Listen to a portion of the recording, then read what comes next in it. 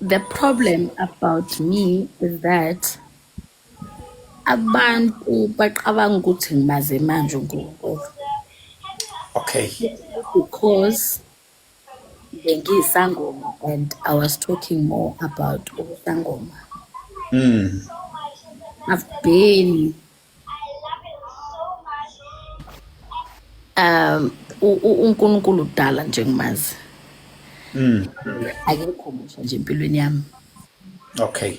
There is nothing for me to understand or to learn when it comes to him. However, Yes. whatever I'll be learning, I'll be increasing my knowledge that I already have. I've always been God's. So Okay. abantu ningadideki simply because bengiyisangoma. Exactly. That's where I'm going. Before ngiba isangoma nje, I've been a Christian. And when I say Christian, I mean a Christian. Bengayisontweni ngisonto kuphela. Not ama-systems akhona kuma-Christian. And Exactly. even though, guys, whether we like it or not, systems are protocols. Umuzi nomuzi une system yakhona. Umuzi nomuzi une protocol yakhona. There is no church that can be led without protocol. Because if you do that, then there will not be order in church. So if a church has their own system, it's for order to take place. I don't believe a church can have a system so that it can destroy the body of Christ. But a church can have a system that can bring order to the body of Christ, because not everyone in church can have a voice to speak. And not the only thing we can do that is common in church is to worship, is to praise, is to pray. But when it comes to order, we can't have order. Hence, there's a system that needs to take place. Hence, there's a protocol that needs to take place. Now, the problem only comes with pastors and assistant pastors who want to take the system into their own way, in a bad way. Okay. With me, before everyone can be quoted, you are not talking to someone that only knows Ubungoma and just left Ubungoma. You are talking to someone who's always been a child of God, who always knew who Jesus is, who always prayed even when she was a sangoma, even before she was a sangoma. So nothing has ever been taken away from me. Anything can happen in my life, but a covenant that was made between me and God is that in everything may he not leave my life. So when I went to Bongoma, he never left. That's why when I came back, he quickly welcomed me back, because he know that he never left me. So people should not be confused or misinterpret me or think I was lost, now I came back. I was never lost. I was never lost. I was never lost. You have made me clear. Yeah, you understand? I was never lost. Yes. I still Yes. understood who that man is in my life. You understand? Yeah. That's why even when I finally said I leave everything behind, I was saying it in a bold manner, because bengimazi ukuthi umhlengi wami uyaphila. There's nothing that has ever taken me away from him. Thank you. Yeah, I need a system. There is a protocol. Biblically, there is a system. There is a protocol. Even you administer a church, the only challenge efika ibe khona it's when mina ngizophinde nami ngi-implement eyami i-system, then ke kuba ungazuthi ayikho i-system vele ekhona yokurana church affairs, yoku-administer church affairs, or yamanangzana ama-affairs abazalwane there is, but-ke the only challenge efika ibe khona it's when nami sengizoyi-introduce. Uma ngiyi-introducile somehow sekufanele umuntu a-adhere nayo because phela ngiyi-introducile enangzana kwi-church yami. Uma mina ngiyi-founder into that church, ngicela izona izinto ey'fike zibe different. Mina I got your point clearly. Nami it might happen ukuthi bengingakuviwa mhlambe ngithi umuntu bokade uyisangoma, but usuyasho the previous wena you always knew God. You always knew God. Even when I was we are sangoma, reconnecting. We are reconnecting. even I never disconnected. Yes. I never. I'm one person that my life is not meant to be understood by you or anybody else. God understands it, and I understand it myself. So if you are trying to make sense around my life, you'll be confused forever and ever. I was never disconnected. The Bluetooth has always been successfully connected between me and God. Always successfully connected. If you followed me when I was a sangoma, benyenza ama prayers, benyenza ama fastings, besi fast, besi prayer, you know, be standards. So I've never disconnected. I was still connected. However, I had multiple plugs that was there with me. We understand. So I never disconnected. So what I did now, I switched off, other men switched, and I switched to one man switch. That's the relevant statement. Ngikuzwa kahle uma usho kanjalo. Ngikuzwa kahle uma usho. No. But the problem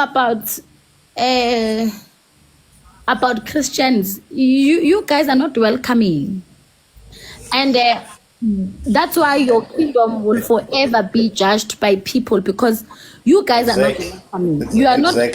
Mina don't need to be welcomed by anybody, ne? But I'm just saying, you are not. Yes, we are done.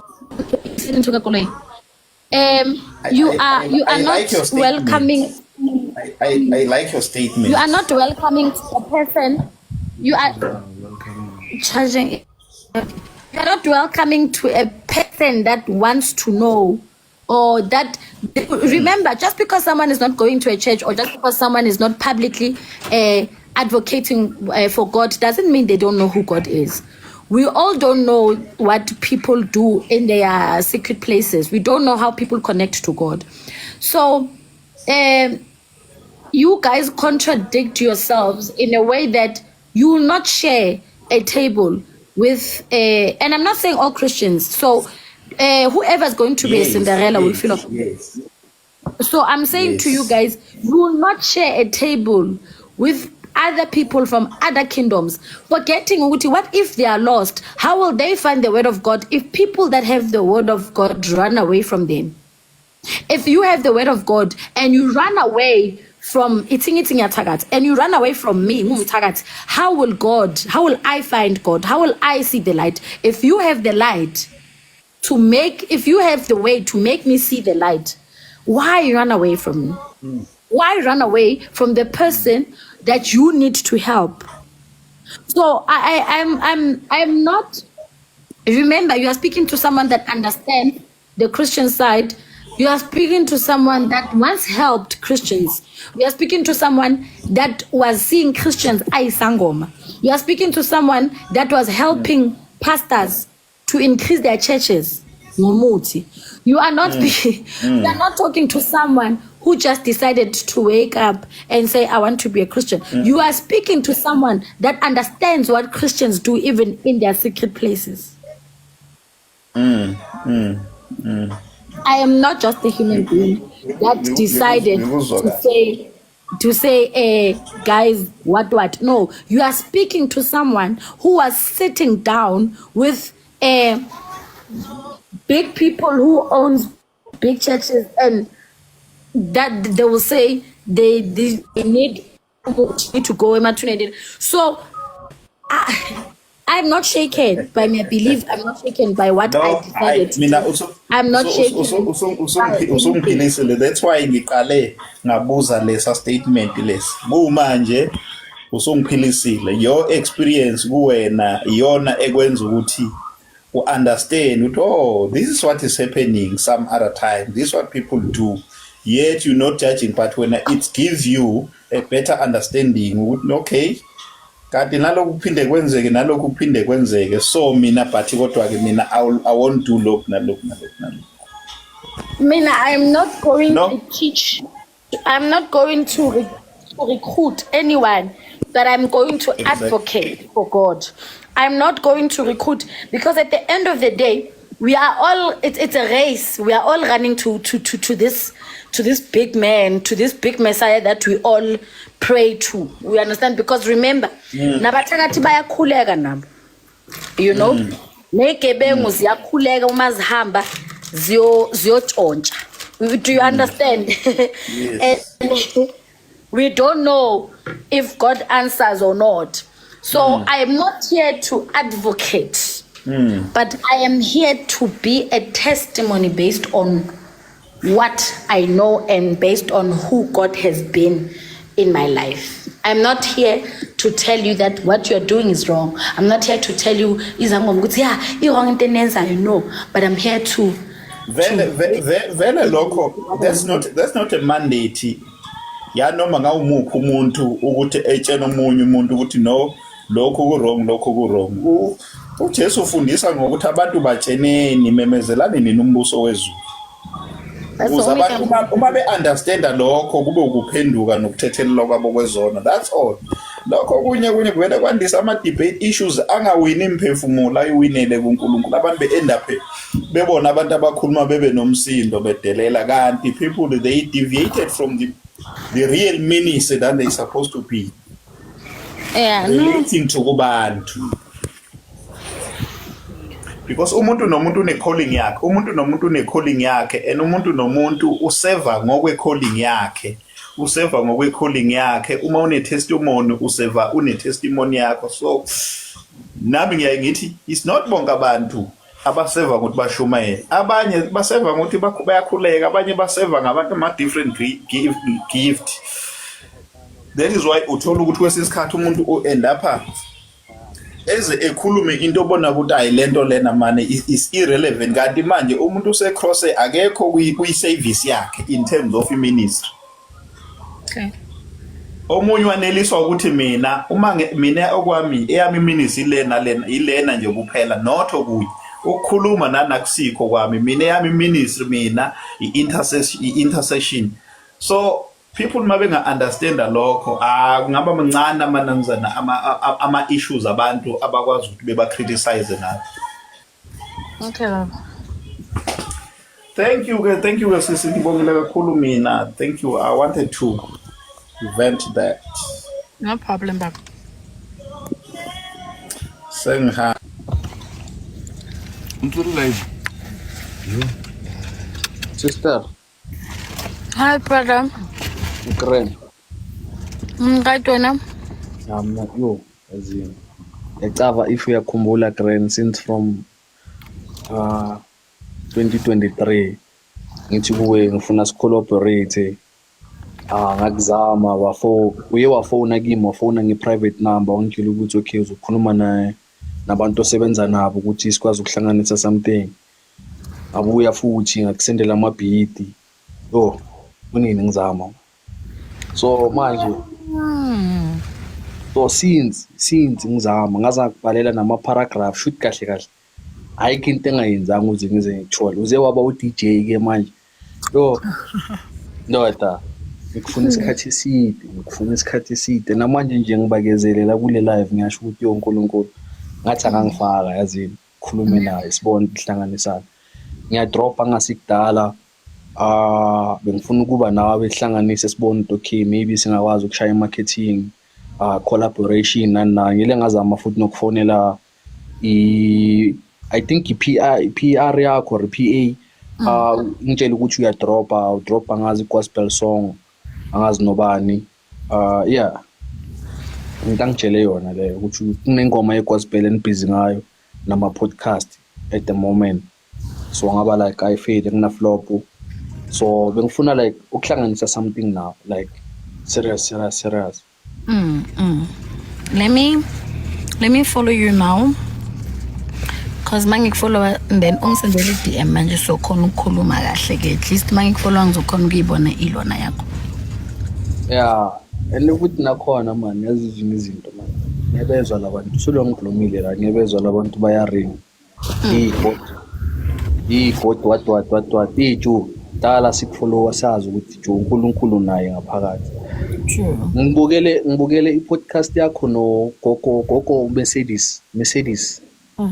Washo ukuthi unayo uNkulunkulu. Ngabukela i-podcast yakho nobani unjubani lo yakho. Nalentwana le actor ngathi umamayo bani washo nakhona. So zibhayi izinto engathi ngiye ngazichecka kuwe ma before ngithi sometimes abantu abachecki wena kucala bafuna ukuzokhomenta phezulu kwalento yiyo manje, abakuchecki i-background to lo muntu usuka va. That's why babathi abantu bazohlale bakhuluma, so yizo zona lezi yenza isense manje abantu bahlale bare not checking ukuthi uTumu ubani. Hello Mzansi, welcome to Mgosi Mzansi. If today is your first time visiting this channel, please do the right thing and click the subscribe button, and also don't forget to smash the like button. Kutini was live again today, exposing famous pastors, saying famous pastors used to come to abaside in growing their churches, and we are sure ukuthi yena uNkulunkulu aqala kumathi no. Now that wekelile bongoma kudzala mati uNkulunkulu kudzala thandaza even way before nangalesikhani asesangoma. Please do comment what you think below down in the comment section. Don't forget to hit the notification bell so that you can be notified whenever I upload a new video. This is the end of my video. I am signing out.